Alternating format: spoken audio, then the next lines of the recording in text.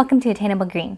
I'm Jess, and today we're going to be doing a What's in Bloom video for the month of May. This month is the start of my Miltoniopsis season, and there are several Miltoniopsis currently in bloom. We've been dealing with some periodic heat waves, so some of these flowers are not in ideal or perfect shape.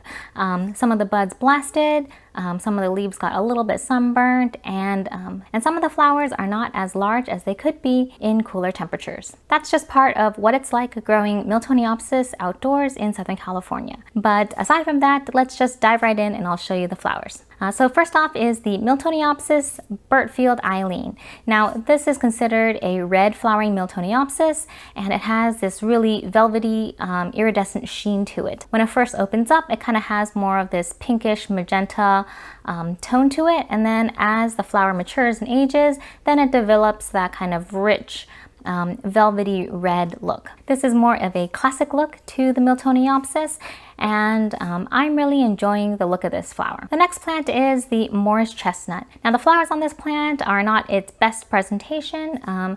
The edges of the petals and sepals got a little bit burnt because of a lack of hydration as the flowers were opening up. But there is another spike coming in and opening up, and the flowers look spectacular. I really love the deep waterfall coloration on the lip, and it makes a quite striking display. In contrast to these dark purplish reddish tones is the Miltoniopsis Ambre's Dream Cream Puff. The color of this plant is more of a whitish cream tone with a little bit of a yellow tinge.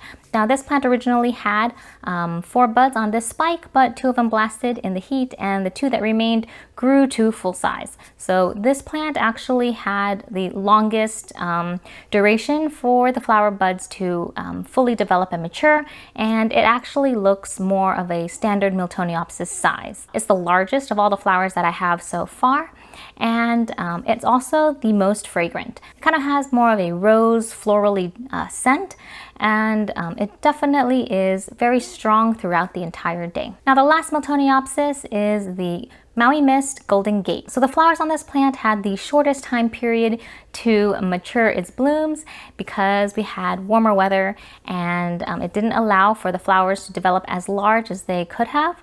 And so that's why the flowers on this plant are small. So if you look at some of these Miltoniopsis all together, you can kind of see a pattern where the flowers that bloomed the earliest in the season have the largest flowers, and as they're getting closer and closer to summertime, the flowers are slowly diminishing in size because of the increase in heat, and it's not allowing the buds to really get as big and large as it could be. Nevertheless, I am really enjoying the look of this Maui Mist, and I'm just really drawn towards these waterfall patterns on the lip. Now, moving away from Miltoniopsis, it's still Phalaenopsis season.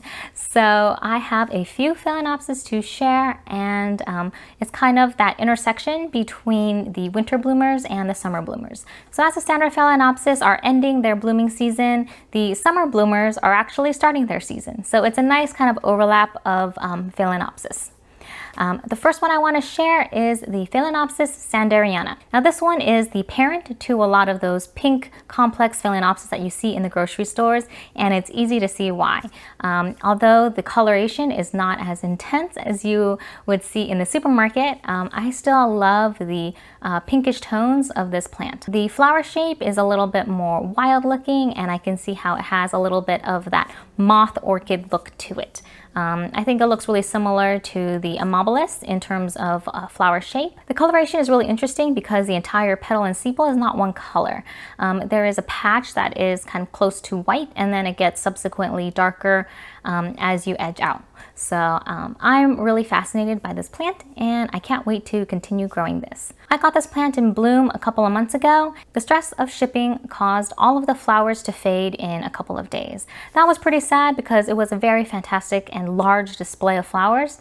So instead of cutting the spike all the way down to the bottom, I just trimmed off right below the last flower that was growing, and a new branch had formed, and that is this current branch. So technically this is the secondary spike of the SANDERIANA. Despite its lovely look, it actually is not a fragrant plant. The next plant is the Phalaenopsis BELLINA variety MURTONIANA. Now this is considered a wild strain of the BELLINA, and it doesn't have that kind of signature triangle of the magenta pattern throughout its flower. Instead, we have a bleeding out of the purple coloration throughout the flower itself.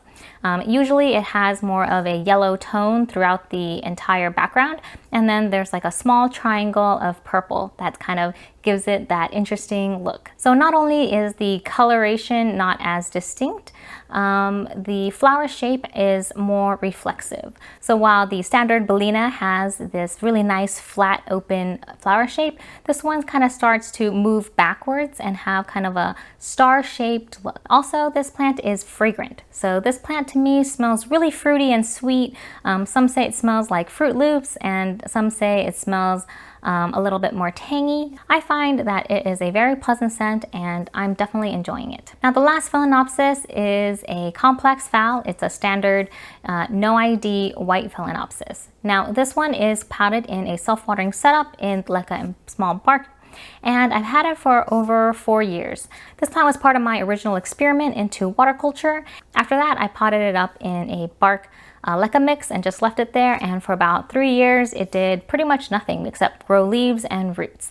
But this year it finally decided to shoot up a spike, and it is very robust, and I'm definitely enjoying the display. Even though the flowers on this plant is pretty standard and kind of boring, it's actually quite satisfying to see this in bloom, because it shows how much I've grown and changed as an orchid grower in the past 4 years, because I've been able to see this plant thrive, and now it's currently in bloom. So that is kind of a great little notch of success. The next two plants are the Sarcochilus FITZGERALDII and the Sarcochilus CECILIAE.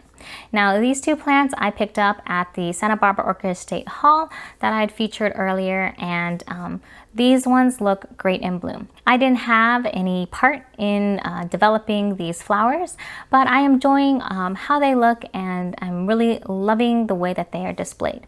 The CECILIAE is continuing to extend its spike, and there are a couple more buds forming. So I think I'm gonna have more flowers from this plant for a longer period of time. I'm really loving these little kind of pom-poms of flowers from this plant. It's so tiny and compact, but it has a nice floriferous display. As for the FITZGERALDII, it's finished its flowers for the season, and I am cutting off the spikes and getting it ready for the next season of growth. Now the next plant is the Vanda cherry blossom. So this plant has these really hot pink flowers, and the flower shape is really similar to a Neophonetia falcata. Although this plant is quite small, it's actually very floriferous.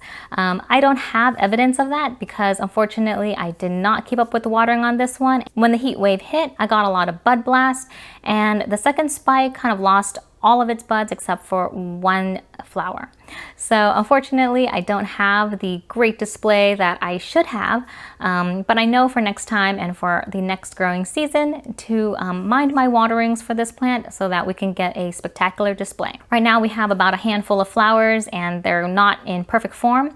But if everything went as planned, I would have had 2 spikes with at least 5 to 10 flowers on each spike, which would give a very strong, striking effect. So I'm definitely enjoying these kind of mini Vanda type plants. Now the last plant is the Dendrobium moniliforme. Now this one is a variegated form of the moniliforme because of the leaf because of the coloration of the leaves, and this year it actually bloomed.